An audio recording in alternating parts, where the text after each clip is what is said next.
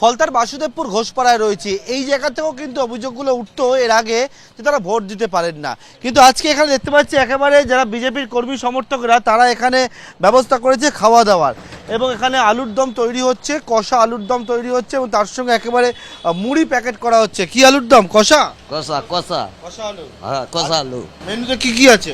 ওই মেনু আর কষা আলু আর মুড়ি। এবং কত কত কেজি আলুর হচ্ছে রান্না? ও 2 বস্তা। 2 বস্তা। এবং এরকম দেখতে পাচ্ছি যে কষা আলুর দম এবং মুড়ি সেখানে ব্যবস্থা করা হয়েছে ভোটারদের জন্য। আজকে আনন্দমানে দীর্ঘ 15 বছর বাদে জাহাঙ্গীরের ভয়ে আমরা এখান থেকে ভোট দিতে পারিনি। 15 বছর পর আমরা ভোট দিচ্ছি।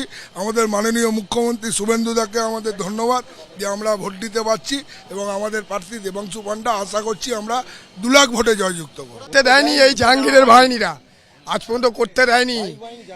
দ্বিতীয় স্বাধীনতা আমরা জয়লাভ করেছি 2026-এ।